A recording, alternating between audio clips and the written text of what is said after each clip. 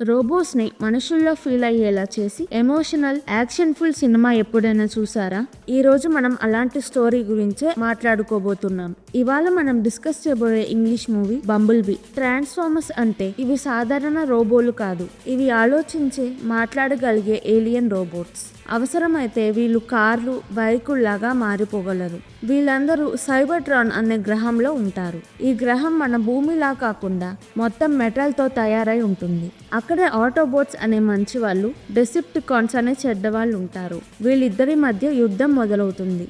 ఆటోబోట్స్ leader Optimus Prime, Decepticons leader Megatron. ఈ యుద్ధమే వీళ్ళని భూమి వరకు తెస్తుంది. సైబర్ట్రాన్ లో యుద్ధంలో డెసెప్టికాన్స్ తో ఆటోబోట్స్ ఓడిపోతూ ఉంటారు. అప్పుడు ఆప్టిమస్ కొంతమంది ఆటోబోట్స్ ని స్పేస్ లో వేరే వేరే ప్లేసెస్ కి హైడ్ అవ్వడానికి పంపుతాడు. B-127 ని ఎర్త్ కి వెళ్లి అక్కడ ఆటోబోట్స్ ఉండడానికి ఒక ప్లేస్ చూడమంటాడు. డెసెప్టికాన్స్ ముందు ఎర్త్ ని కనుక్కుంటే ఎర్త్ ని నాశనం చేసేస్తారు. అప్పుడు ఆటోబోట్స్ గెలవలేరు.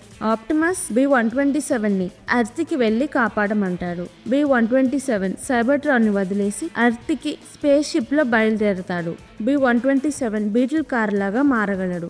ఎర్త్ లో అమెరికాలో పోలీస్ ట్రైనింగ్ అవుతూ ఉంటారు. B-127 అక్కడ స్పేస్ షిప్ తో ల్యాండ్ అవుతాడు. పోలీస్ B-127 ని చూసి షాక్ అయ్యి తనని పట్టుకోవాలని ట్రై చేస్తారు. B-127 అక్కడి నుంచి తప్పించుకొని పారిపోతాడు. పోలీస్ B-127 ని షూట్ చేస్తారు. B-127 పోలీస్ తో నేను మిమ్మల్ని ఏం చెయ్యను అంటాడు. అప్పుడే B-127 ని ఫాలో అవుతూ ఒక డిసెప్టికాన్ ఎర్త్ కి వస్తుంది. B-127 కి డిసెప్టికాన్ కి ఫైట్ అవుతుంది. డిసెప్టికాన్ B-127 ని నీ ఫ్రెండ్స్ ఎక్కడ దాక్కున్నారో చెప్పు అంటాడు. B-127 చెప్పను అంటాడు. డిసెప్టికాన్ B-127 వాయిస్ బాక్స్ ని తీసేస్తాడు. B-127 డిసెప్టికాన్ ని ఓడిస్తాడు, కానీ తను ఇప్పుడు మాట్లాడలేడు. పోలీస్ కి ఆ ఫైట్ లో చిక్కుకొని దెబ్బలు తగులుతాయి. B-127 కి డ్యామేజెస్ అయ్యి ఒక చోట పడిపోతాడు. B-127 కి మెమరీ లాస్ అవుతుంది. తన గతం, ఎర్త్ కి ఎందుకు వచ్చాడో అవన్నీ మర్చిపోతాడు.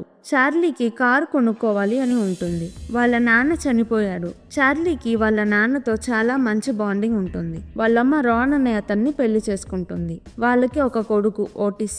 వాళ్ళ ఇంట్లో కోనన్ అనే పెట్ డాగ్ ఉంటుంది. చార్లీని తన ఇంట్లో ఎవరు సరిగ్గా పట్టించుకోరు. చార్లీ పార్ట్ టైం జాబ్ చేస్తూ ఉంటుంది. చార్లీ తన అంకుల్ మెకానిక్ షెడ్ లో పనులు చేస్తుంది, జాబ్ లాగా కాదు, తనకు ఇష్టమని. తన ఫాదర్ మెషిన్స్ ఎలా రిపేర్ చేయాలో నేర్పిస్తాడు. చార్లీ తన ఫాదర్ కార్ రిపేర్ చేయాలి అని ట్రై చేస్తూ ఉంటుంది. ఎంత ట్రై చేసినా ఆ కార్ స్టార్ట్ అవ్వదు. ఒకరోజు షెడ్ లో బీటిల్ కార్ ని చూస్తుంది. కార్ లో కీ ఉంటుంది. కీతో కార్ స్టార్ట్ చేయాలని చూస్తుంది. స్పేస్ లో డిసెప్టికాన్స్ B-127 కోసం వెతుకుతూ ఉంటారు. చార్లీ బీటిల్ కార్ కి తిప్పగానే స్పేస్ లో డిసెప్టికాన్స్ కి B-127 ఉన్న లొకేషన్ తెలుస్తుంది. చార్లీకి కార్ నచ్చి తన అంకుల్ ని అడిగి కార్ ని తన ఇంటి గరాజ్ కి తీసుకువెళ్తుంది.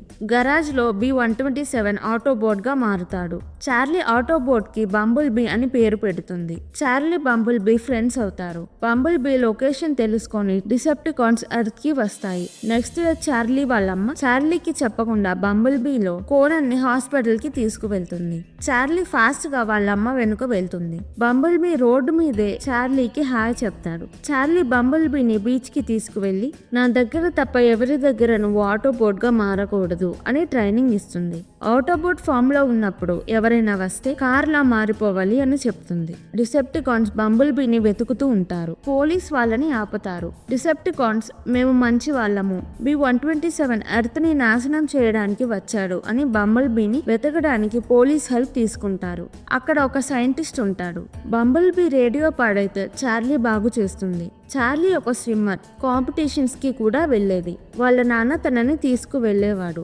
చార్లీ నాన్న చనిపోయినప్పటి నుంచి చార్లీ స్విమ్మింగ్ చేయడం మానేసింది. మెమోకి చార్లీ అంటే ఇష్టం. చార్లీతో మాట్లాడదామని చాలాసార్లు ట్రై చేస్తాడు, కానీ చార్లీ అంత ఇంట్రెస్ట్ చూపించదు. మెమో చార్లీ ఎదురు ఇంట్లో ఉంటాడు. ఒక రోజు నైట్ చార్లీని డేట్ కి రమ్మని పిలవడానికి వెళ్తాడు. అక్కడ చార్లీతో పాటు బంబుల్ బీ కూడా ఉంటాడు. మెమోని చూడగానే బంబుల్ బీ కార్ లాగా అవుతాడు.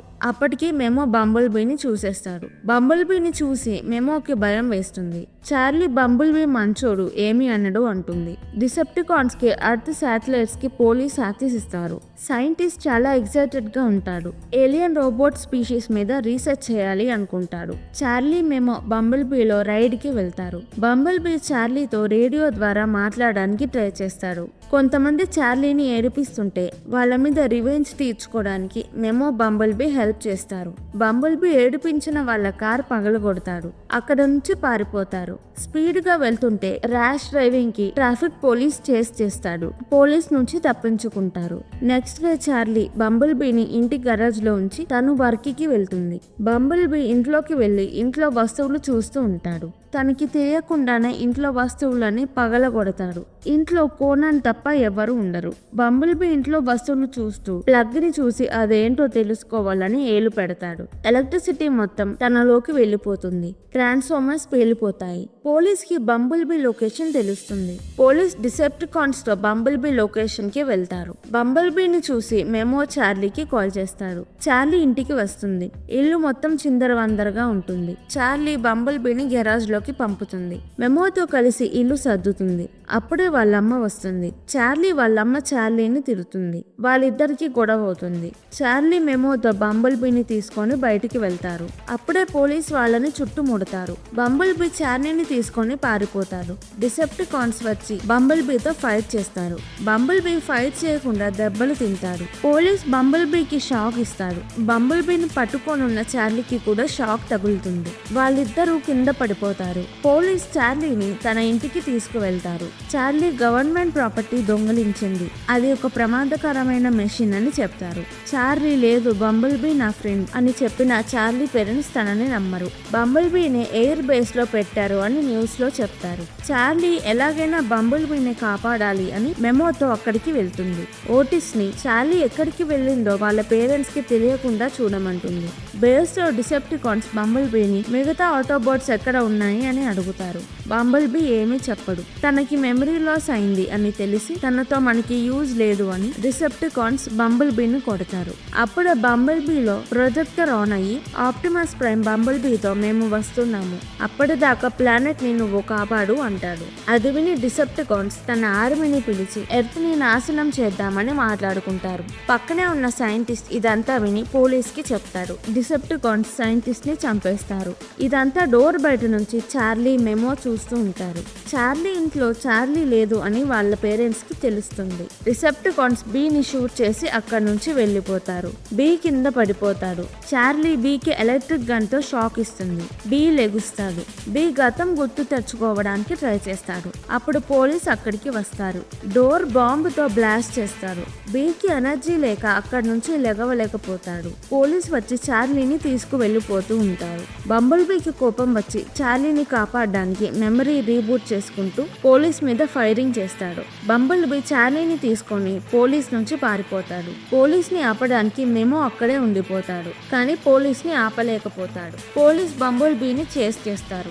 అప్పుడు చార్లీ పేరెంట్స్ వచ్చి పోలీస్ ని ఆపుతారు. డిసెప్టికాన్స్ వాళ్ళ ఆర్మీని ఎర్త్కి రమ్మని టవర్ దగ్గర సిగ్నల్ ఇస్తూ ఉంటారు. చార్లీ బంబుల్బీ అక్కడికి వెళ్తారు. చార్లీని ఒక సేఫ్ ప్లేస్ లో ఉంచి బంబుల్బీ డిసెప్టికాన్స్ తో ఫైట్ చేయడానికి వెళ్తాడు. ఒక డిసెప్టికాన్ బంబుల్బీతో ఫైట్ చేస్తుంది.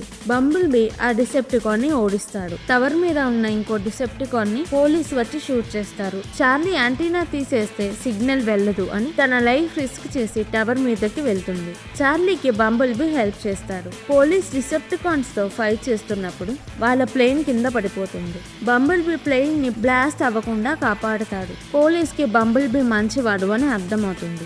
చార్లీ యాంటీనా తీసేసి డిసెప్టికాన్ ఆర్మీకి సిగ్నల్ వెళ్లకుండా ఆపుతుంది. బంబుల్బీకి ఇంకో డిసెప్టికాన్ కి ఫైట్ అవుతుంది. ఆ డిసెప్టికాన్ ని ఓడించడానికి బంబుల్బీ తన లైఫ్ సాక్రిఫైస్ చేస్తాడు. చార్లీ వెళ్లి బంబుల్బీని కాపాడుతుంది. పోలీస్ చార్లీని బంబుల్బీని అక్కడి నుంచి వెళ్ళిపోమంటాడు. వెళ్ళేటప్పుడు పోలీస్ బంబుల్బీకి తను ఎర్త్ కోసం ఫైట్ చేస్తున్నందుకు సెల్యూట్ చేస్తాడు. అప్పుడు మేము అక్కడికి వస్తాడు. తను అక్కడికి వచ్చేసరికి అంతా అయిపోతుంది. బంబుల్బీకి గతం మొత్తం గుర్తొస్తుంది. చార్లీ బంబుల్బీ ప్రపంచాన్ని కాపాడాలి అని తనని వెళ్ళమంటుంది. చార్లీ బంబుల్బీ లాస్ట్ గా హక్ చేసుకుంటారు. బంబుల్బీ ఏ కార్ లా కావాలంటే ఆ కార్ లాగా మారిపోగలడు. చార్లీ ఇంటికి వెళ్తుంది. మెమో, చార్లీ ఫ్రెండ్స్ గా ఉంటారు. బంబుల్ బీ ఎర్త్ ని సేఫ్ గా ఉంచుతారు. ఆప్టిమస్ ప్రైమ్ ఇంకా వేరే ఆటోబాట్స్ ఎర్త్ కి వస్తారు. లాస్ట్ కి చార్లీ తన ఫాదర్ కార్ రిపేర్ చేస్తుంది. బంబుల్ బీ ఒక ఫైటింగ్ రోబోనే కాదు, ఒక మంచి మిత్రుడు. ఈ కథ యుద్ధం గురించి మాత్రమే కాదు, అనుబంధం గురించి కూడా. ట్రాన్స్ఫార్మర్స్ మూవీస్ మిస్ అవ్వకూడదంటే ఛానల్ ని సబ్స్క్రైబ్ చేసుకోండి. ఈ వీడియో కనుక మీకు నచ్చినట్టయితే ప్లీజ్ వీడియోను లైక్ చేసి ఛానల్ ని సబ్స్క్రైబ్ చేసుకోండి. ఇలాంటి movies, web series, anime, Asian drama కావాలంటే కింద కామెంట్స్ లో చెప్పండి. నేను తప్పకుండా ఎక్స్ప్లెనేషన్ వీడియో చేస్తాను. Thank you. మళ్ళీ వచ్చే వీడియోలో కలుద్దాం.